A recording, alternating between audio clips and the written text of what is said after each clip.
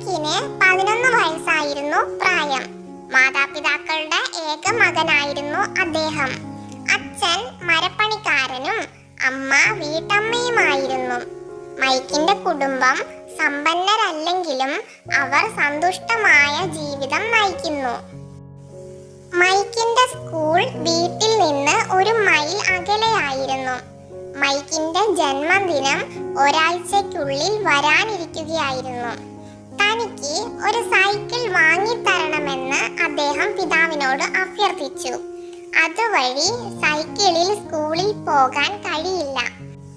സ്കൂളിൽ വിടാൻ പിതാവിനെ ആശ്രയിക്കുന്നു.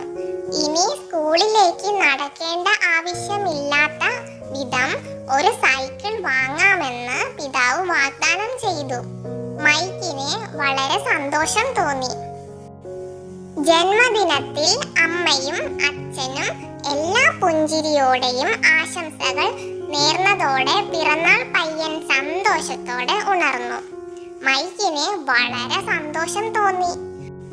അച്ഛൻ തനിക്ക് സൈക്കിൾ സമ്മാനിക്കുമെന്ന് പ്രതീക്ഷിച്ചു. അച്ഛന്റെ കയ്യിൽ മനോഹരമായ ഒരു സമ്മാനം പൊതിഞ്ഞ് അവൻ ആശ്ചര്യപ്പെട്ടു. അച്ഛൻ അദ്ദേഹത്തിന് പാഴ്സൽ സമ്മാനിച്ചു. മൈക്ക് പിതാവിൽ നിന്നുള്ള ജന്മദിനം സമ്മാനമായി ഒരു കൂട്ടം പുസ്തകങ്ങൾ കണ്ടു. സൈക്കിൾ ലഭിക്കാത്തതിനാൽ അല്പം അസന്തുഷ്ടനാണെങ്കിലും അദ്ദേഹം പിതാവിനോട് നന്ദി പറഞ്ഞു. സൈക്കിൾ വാങ്ങാൻ പണമില്ലാത്തതിനാൽ മൈക്കിന്റെ പിതാവ് വിഷാദത്തിലായിരുന്നു.